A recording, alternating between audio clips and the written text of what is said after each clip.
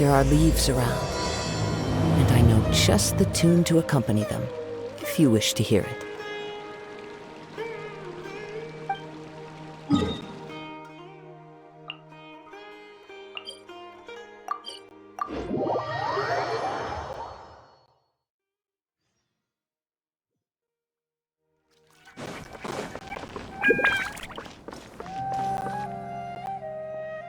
I've taken a look at your proposal.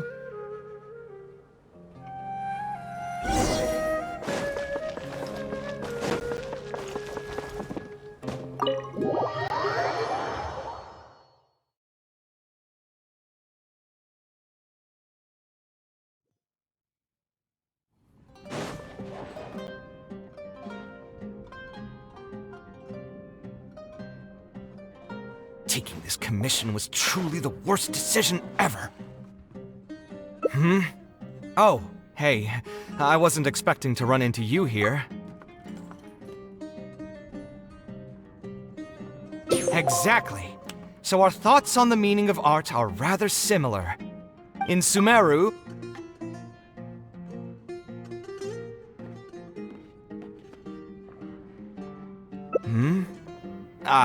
Thanks for offering, but you've seen how he is. He's not going to listen to anything I say. He understands nothing about my design, and all the suggestions he made were as if he just wanted to mock me.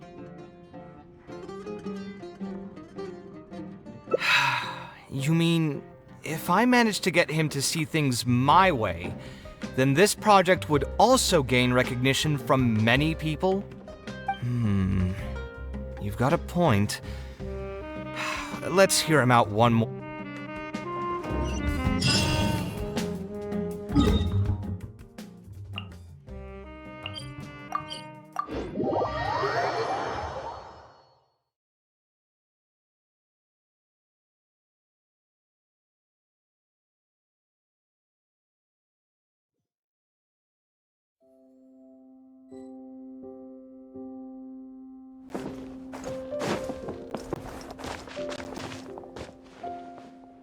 Kaveh, what are you doing here?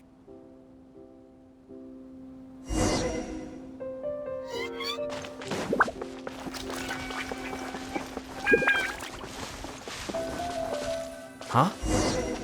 Where did he go? I could have sworn he went this way. Let's keep looking.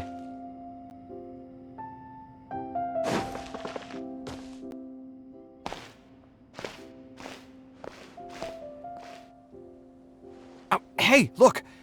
Isn't that Badawi?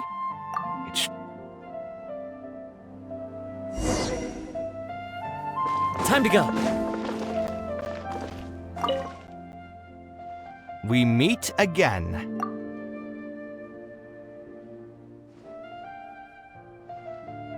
A slightly different style. Give me a minute. Most architects would probably prioritize cutting costs and removing extra features in this situation. Indeed, converting the building into a simple bungalow would solve most of our problems. However, I do not think this would be the best solution. While it's true that the aesthetic value of a building is often viewed as an afterthought, neglecting it has some long-term negative consequences. It is especially undesirable in this situation, as the library will serve a high number of children, many of whom would have never been exposed to structures that may be considered elegant or beautiful. To completely give up on the more aesthetic design would mean stripping the children of an opportunity to appreciate the beauty of architecture. I share Badawi's sentiments in wanting to preserve a more complex design. However, if we can reduce the ornate aspects of the design while maintaining its fundamental elegance, which is to say we won't touch the arches and stone pillars but make changes elsewhere, this is definitely a first. To make up for the loss of regular details, we would need to put a lot of extra effort into the layout, lines, and color. I see. Would that really be okay? It just increases the difficulty of the design. You should feel lucky that out of all the architects in the city, you chose to approach me. Most of the others would have given up on this project by now. As for inspiration, I think I might have something in mind. but I'd need to visit the site to make sure. Where do you want this place to be built? Tell me the exact location. Aru Village. Although it wasn't my childhood home, I think it'll be the best site for such a building. Okay, then we can pay a visit to Aru Village. Is there something I can do for you?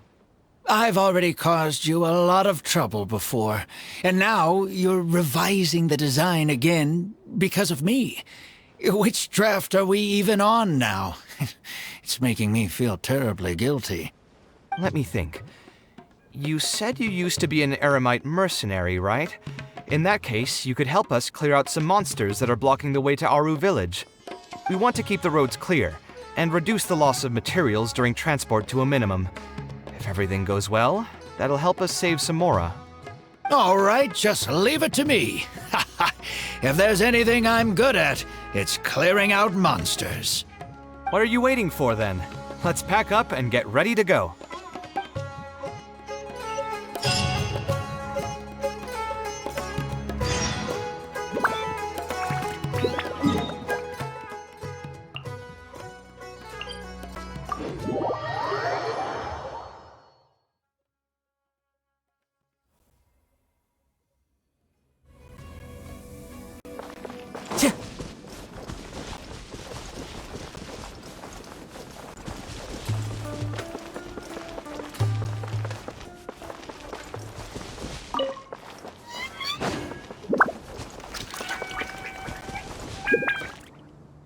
Most materials going from Caravan Ribat to Aru Village would pass through here. There are a lot of monsters out here today. If you find it hard to keep up, just let us know. Oh, don't worry about me. This is nothing. I'll be careful, though, and you should do the same.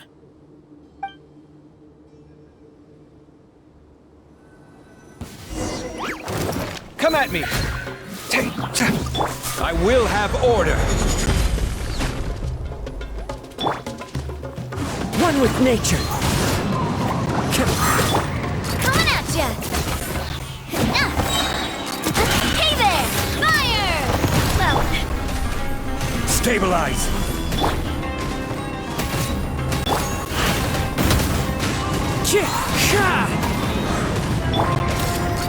Kaveh! Cha! Ha!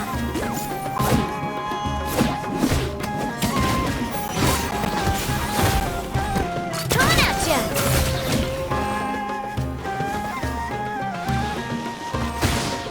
Coming at ya! Ha ha! Hiya! Watch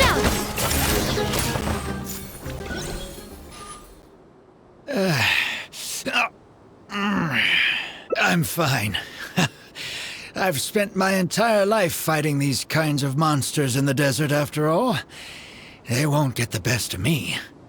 But it's one thing to fight against monsters, and another to fight against an old injury. It's something I picked up when I was young.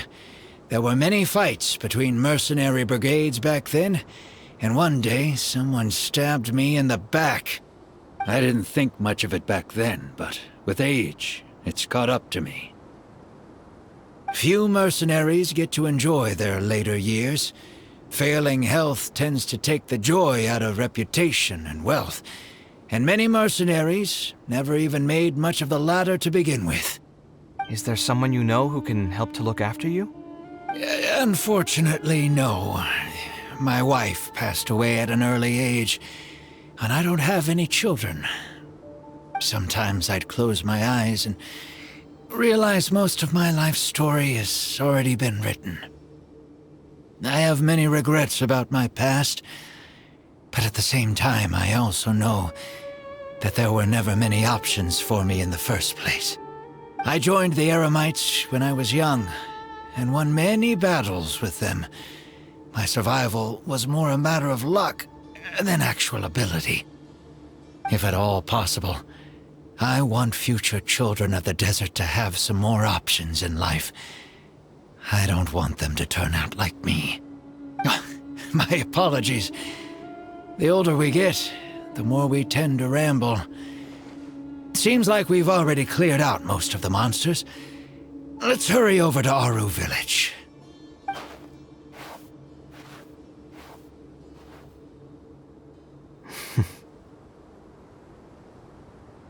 I think it's really admirable of him to spend his whole life's savings on people he's never met. Maybe he's doing this out of natural kindness, a kindness that hasn't been eroded away by the struggles of his life.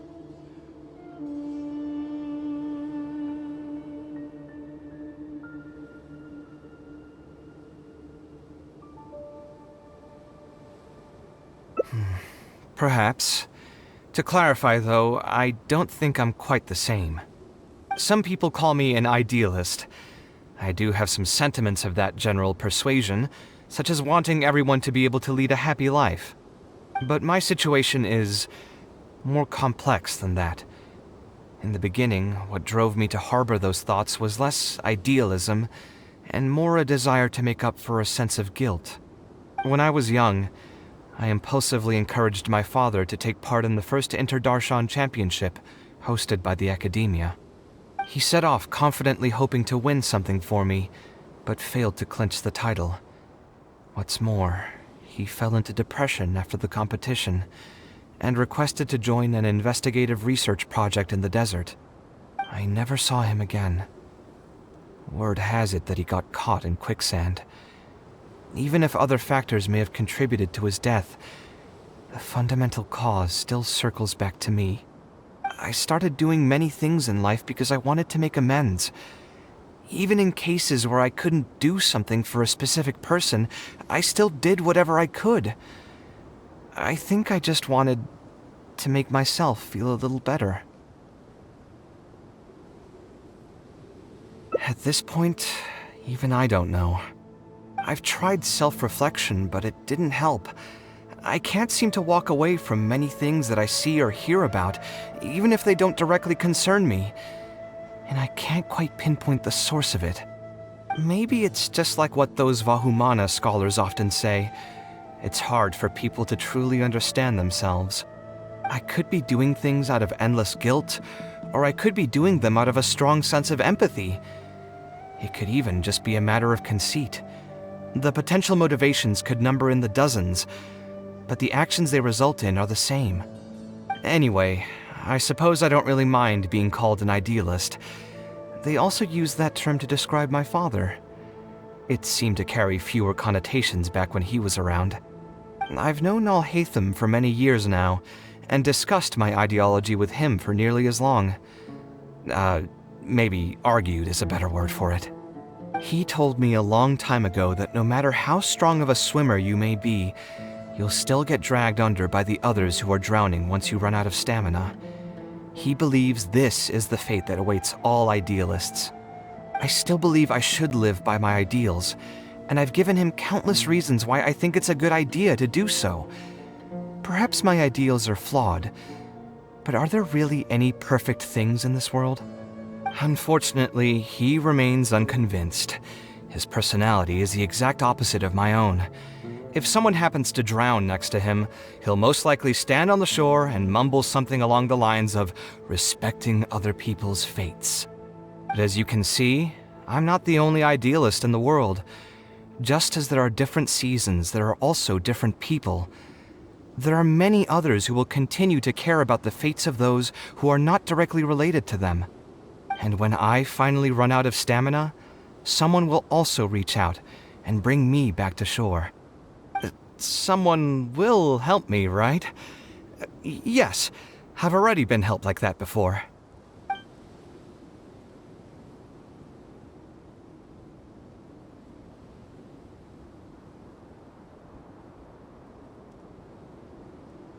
Oh, please. It's not like we're actually talking about swimming. Also, just so you know, I actually took a swimming elective back in the day. Don't underestimate my skills. Either way, I'm feeling much better than when you first found me at the tavern. I can feel inspiration already welling up inside of me. Maybe this will be just the opportunity I needed to create a whole new style. All right, let's head to Aru village.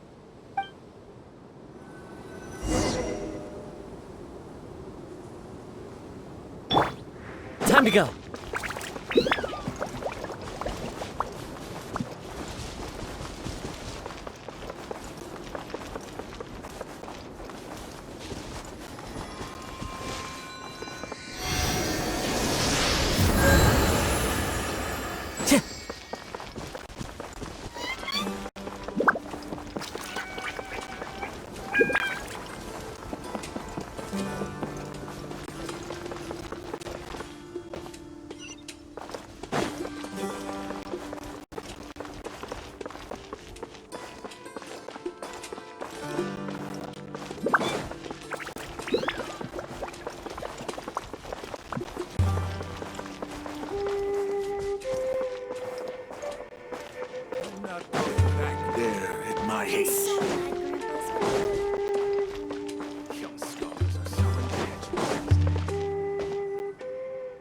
Now that we're here, it's my partner's time to shine. Marak!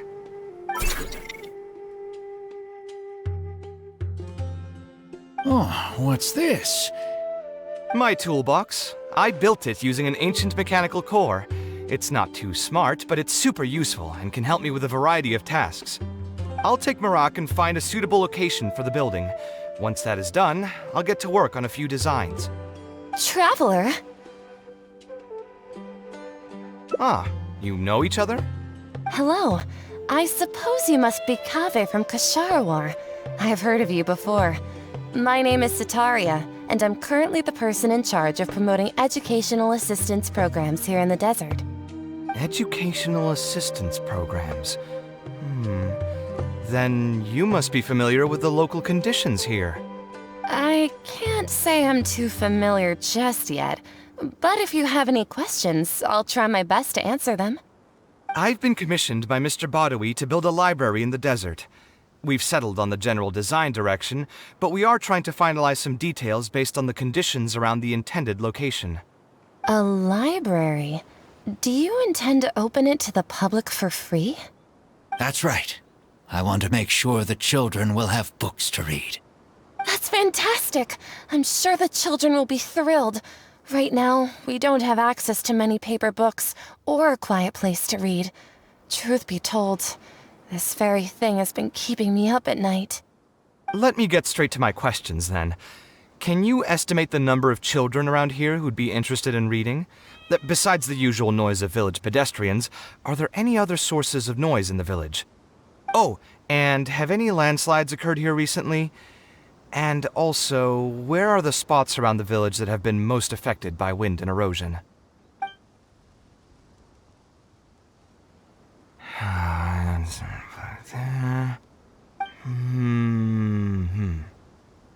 All right, that should be everything. Badawi, let's go over the budget again. We'll keep the building structure the same, but make the place a little bigger, so it'll be able to hold more people and get better natural light. The parts of the project that cost the most will be the insulation and ventilation materials.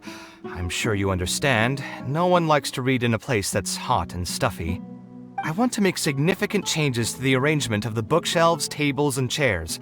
I'll go over the specifics of that shortly. I have two plans in mind. Both are pretty minimalist in style, but will provide a very different ambiance from the world outside. Our final cost should be around 70% of the last figure I quoted. The whole thing should take around half a year to complete. Marak has produced a sketch for all of you to see. If everyone's okay with it, then we'll proceed with that as the formal plan. The inspiration just came to me naturally. All I did was put thoughts to paper. I must give you credit, though. If it weren't for your advice and suggestions, I probably wouldn't have landed on this new style so quickly. According to the traditions of my profession, I should probably name this style after you. Let's call it the Traveler style. In the meantime, let's look forward to the day when this building is completed and can finally open its doors.